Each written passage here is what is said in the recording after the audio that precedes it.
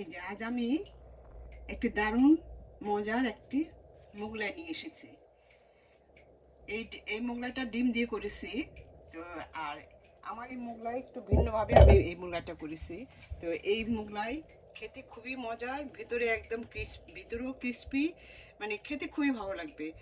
এই আমি যেভাবে বানিয়েছি আপনারা যদি এই একই নিয়মে বানিয়ে নেন, আপনাদের কাছেও খুবই ভালো লাগবে, ছোট বড় সবাই খুব পছন্দ করবে। আর আমি এই মোগলাইটা খাবো সালাদ দিয়ে। এই সালাদ না, মানে শসা দিয়ে কিন্তু মোগলাই পুরি খেতে খুবই মজার। আর আমার ঘরের তৈরি এই যে এই কি বলে নাগামরিচের আচার, এই নাগামরিচের আচার দিয়ে এই মোগলাই খেতে খুবই ভালো লাগে। তো তো আপনারা অবশ্য নাগামরিচের আচার তো আপনারা পাবেন না। যাই হোক, হয়তো আপনারা কেনা আচারটা দিয়ে খেতে পারেন, কিন্তু আমার নাগামরিচের আচারও অনেক মজা।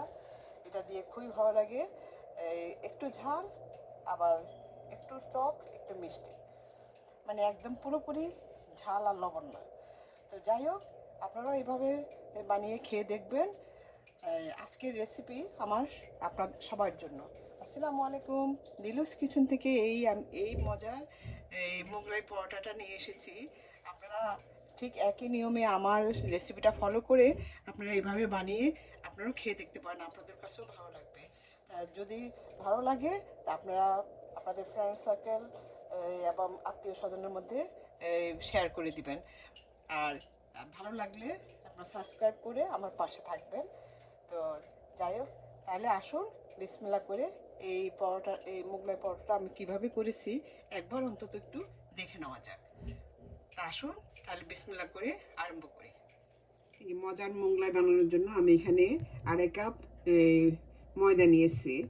আর এই ময়দার মধ্যে আমি স্বাদ মতো লবণ আর এক এক চা চামচ চিনি দিয়ে আমি এখন এটাকে মিশিয়ে নিয়েছি। এখন আমি দিয়ে দিচ্ছি তৈল। এই 2 টেবিল চামচ পরিমাণ আমি তৈল দিয়ে নিয়েছি। তৈল দিয়ে আমি আপনার এই তৈল দিয়ে ভালোভাবে এটার সাথে মিশিয়ে নিচ্ছি। এইভাবে মিশিয়ে নিচ্ছি।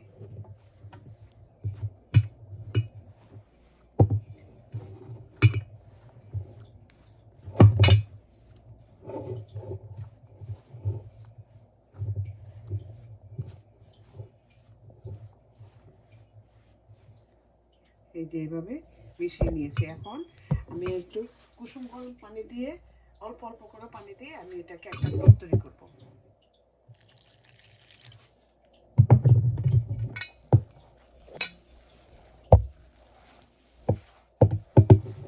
পানিটা একসাথে না দিয়ে অল্প অল্প করে দিয়ে তারপরে ডোটা তৈরি করবে।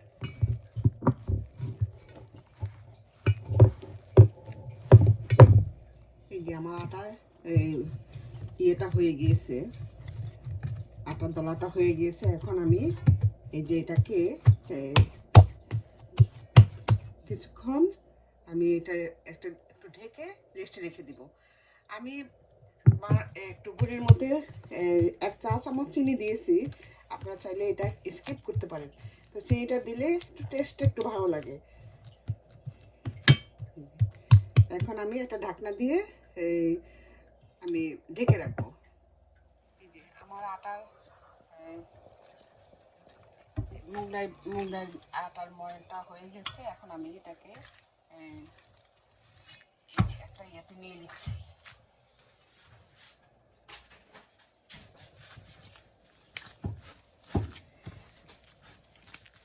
আমি যেভাবে মোগলাইটা বানাবো, যারা নতুন অনেকেই বলে যে তাদের ভিতরে ইয়েটা একদম কেমন যেন একটা ইয়ের মতো থাকে, ক্রিস্পি হয় না। তারপর আমরাও এখানে বিভিন্ন দোকান থেকে আনি, হ্যাঁ, দেখি যে কেমন জানি ভালো লাগে না, একদম একটা দলার মতো থাকে। এই বাংলাদেশের মোগলাই যেরকম একটা মজা পাওয়া যায়, কিন্তু এখানকার মোগলাই ওরকম মজা পাওয়া যায়। তবে আমি যেভাবে বানাবো, আমি এখন এই 4টা মোগলাই বানানোর জন্য আমি এটাকে এই যে কেটে নিচ্ছি। আমি 4টা মোগলাই বানাবো। তো তো আমি যেভাবে বানাবো, যারা নতুন ওদের মোগলাইও খুব সুন্দর হবে আমার নিয়মে যদি আপনারা বানান। তো এখন আমি এই এক ভাগ নিয়ে নিচ্ছি। এই এক ভাগের মধ্যে আমি এটাকে এই যে একটা ময়ান দিয়ে আমি এটাকে 3 ভাগ করে নিচ্ছি। এই যে 3 ভাগ, 3 ভাগ করে নিচ্ছি। 3 ভাগ করে আমি 3টা রুটি বানাবো আলাদা আলাদা। যারা মোগলাই বানায় এরকম এরকম একটা ইয়ে নিয়ে নেয়, আর আমি এটাকে 3টা ভাগ করে নিব আর কি। এখন আমি কিভাবে বানাবো আমি সেটাই আপনাদের সাথে শেয়ার করে নিচ্ছি। এই যে এখন আমি এই যে একটা এই যে এরকম ছোট ছোট একটা রুটির আকারে বানিয়ে নিচ্ছি।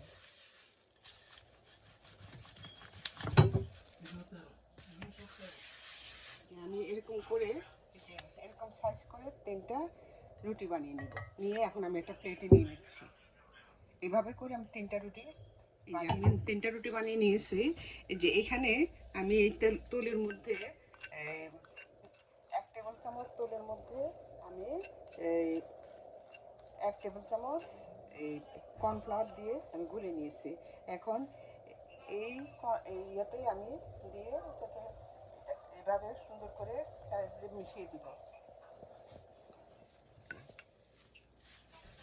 আপনারা চাইলে ব্রাশ দিয়েও করতে পারেন, আমি হাত দিয়ে করে নিচ্ছি। চাইলে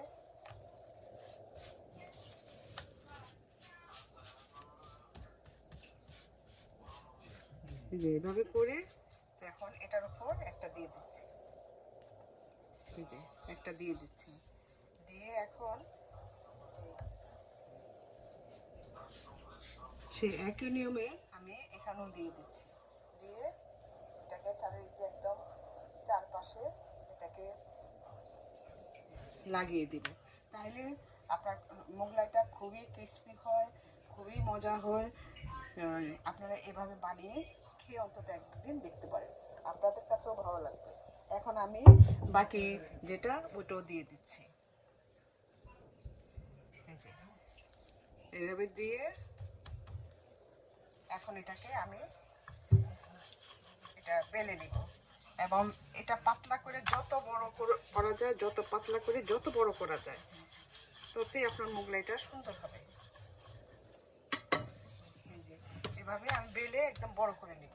এখন আমি ভিতরে পুরের জন্য এই যে আমি এখানে ধনেপাতা, কাঁচামরিচ, তারপর পেঁয়াজটাকেও ছোট ছোট করে কেটে তারপরে আমি আগে থেকে একটু ভেঙে সুন্দর করে ডিম মানে ডিমটাকে সুন্দর করে আমি পেঁয়াজ, মরিচ, ধনেপাতা দিয়ে এটাকে বানিয়ে নিয়েছি, আর লবণ দিয়ে পরিমাণ মতো, স্বাদ মতো লবণ। আমি রুইটা দেখুন কত বড় করে এটা বেলে নিয়েছি। এটা যত বড় করা যায় এভাবে টেনে টেনে চারপাশে সুন্দর করে এটাকে আরো বড় করবে। এই যে দেখুন,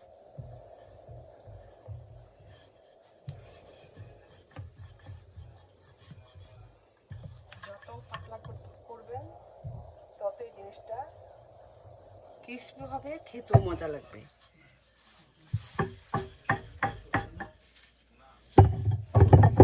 এই যে দেখুন আমার রুটিটা কত বড় হয়েছে। আমি এটাকে টেনে টেনে আরো বড় করব। এই যে এভাবে টেনে টেনে, সাইডে যেন পাতলা থাকে সেই জন্য এভাবে টেনে টেনে আরো এটাকে আরো বড় করব। এই যে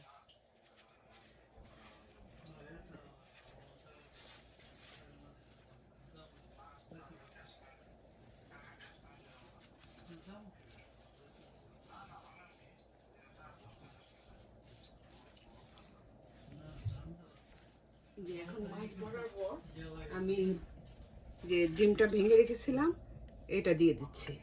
এই যে মাছ বরাবর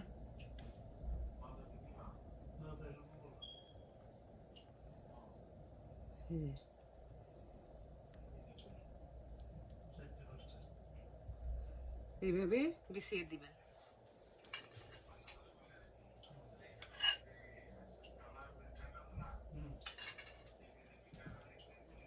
দিয়ে এই যে এটাকে এভাবে ভাঁজ করে দিতে হবে, আবার এই সাইডে এইভাবে ভাঁজ করে দিতে হবে, দিয়ে তারপর এইভাবে, এই যে দেখুন এখন হয়ে গেল আমার একটা মোগলাই। এই যে দেখুন আমার একটা মোগলাই হয়ে গেল। এখন এটাকে এই ডুবো তেলের মধ্যে মধ্যে ভাজতে হবে। এভাবে আপনারা বানিয়ে দেখবেন, খেতে খুবই মজা, খুবই মজা, খুবই ইয়ে। আর ঘরে যদি আপনারা এইভাবে সুন্দর করে মোগলাই বানিয়ে নিতে পারেন, আসলে কিন্তু খুব সময় লাগে না, বানিয়ে নিতে পারেন, তাহলে এই দোকান থেকে এই এই মোটা মোটা আটার ইয়ে না খেয়ে নিজেরাই ঘরে এইভাবে বানিয়ে আপনারা খেতে পারেন। এই দেখুন আপনারা নিজেরাই দেখুন কতটা সুন্দর হয়েছে। এইভাবে আপনারাও বানিয়ে নেবেন। এখন আমার এটা তৈলে ভাজা, তৈলটা গরম হয়ে গিয়েছে, এখন আমি ভেজে নিচ্ছি। এই যে মোগলাইটা দিয়ে দিলাম। এই যে আমি ডুবে তেলে এটাকে ভাজবো। ডুবে তেলে ভাজলে এই এটা ফুলে এবং জিনিসটা খেতে খুব ক্রিস্পি হয়, খেতে খুব মজা হয়।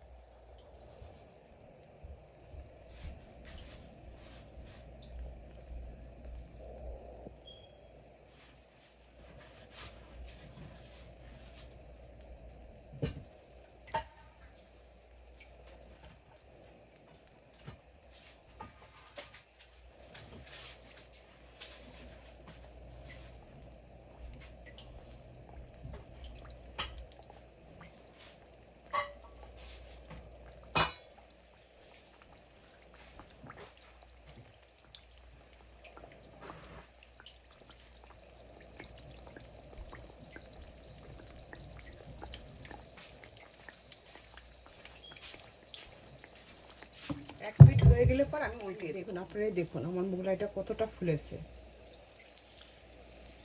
মোগলাই কিন্তু খুব একটা সময় লাগে না, কিন্তু সঠিক মতো বানাতে পারলে মোগলাই ঘরের মোগলাইয়ের মতো কোনো ইয়ে হয় না, যদি আপনারা যদি সঠিকভাবে বানাতে পারেন।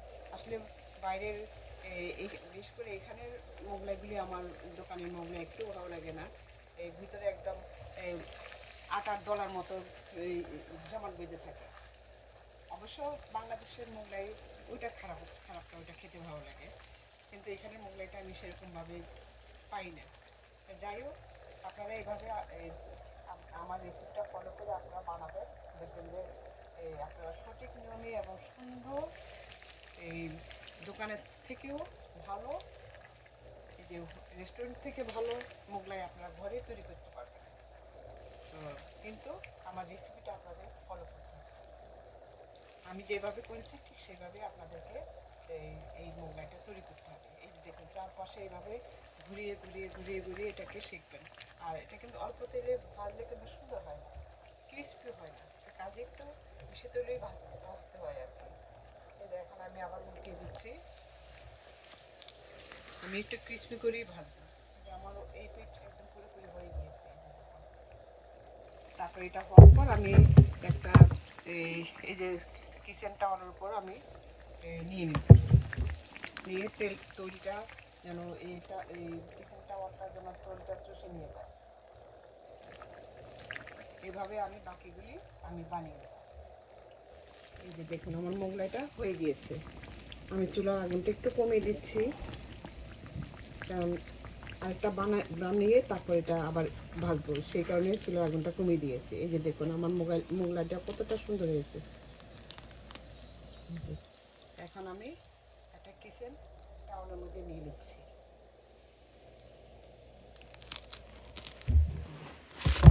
এইভাবে আমি বাকিগুলিও বানিয়ে নিচ্ছি। আমার 3টা এই মোগলাই, এই যে দেখুন এখন এটাকে আমি কেটে নিচ্ছি।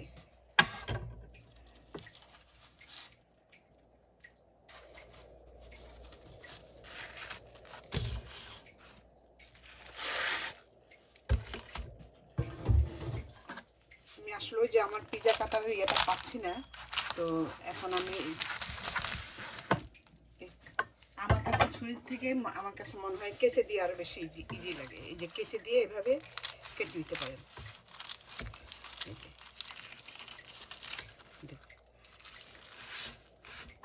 আমার পিজা কাটার আসলে কোথায় রেখেছি খুঁজে পাচ্ছি না, তো যাই হোক আমি এইভাবেই কেটে নিচ্ছি, আপনারা আপনাদের সুবিধা মতো কেটে নিতে পারেন।